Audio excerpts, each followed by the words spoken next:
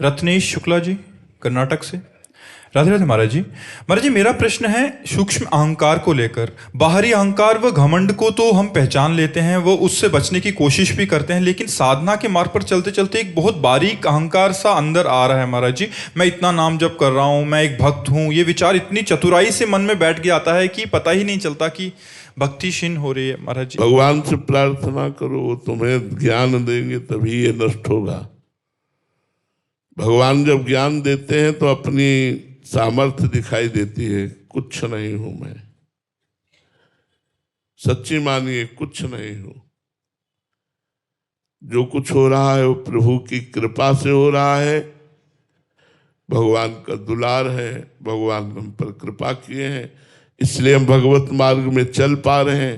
नहीं तो हमारी सामर्थ्य कहाँ कि इस प्रचंड दैवी माया को हम पार करके निरंतर भजन कर पावे।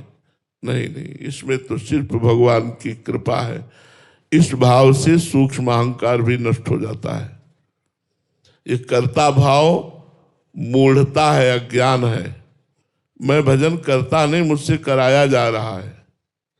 मैं वृंदावन आया नहीं, मुझे वृंदावन लाया गया है। मैं धर्म से चलता नहीं, मुझे धर्म से चलाया जा रहा है। वो चलाने वाले मेरे हरि गुरु हैं। हरि गुरु की कृपा से चल रहा है। जब ये भाव आएगा तो सूक्ष्म अहंकार भी नहीं रह जाएगा, भक्ति का भी अहंकार नहीं रह जाएगा।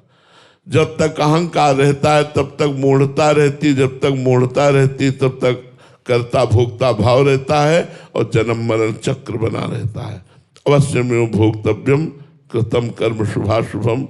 शुभ और अशुभ कर्म का कर्ता और भोक्ता भाव होने के कारण बार बार जन्म मरण होता रहता है। इसलिए भगवान से प्रार्थना करो और विवेक के द्वारा देखो, क्या तुम भजन कर सकते हो, क्या तुम सच्चाई से चल सकते हो, क्या तुम ब्रह्मचर्य रह सकते हो, क्या तुम भगवान नाम में स्थित रह सकते हो। नहीं, ये भगवान की कृपा है, ये गुरुदेव की कृपा है, ये संतों की कृपा है। अगर ये कृपा ना हो तो एक क्षण भी भगवान का चिंतन ना आवे। इसलिए हम कृपा को देखें और अहंकार को मिटाएं।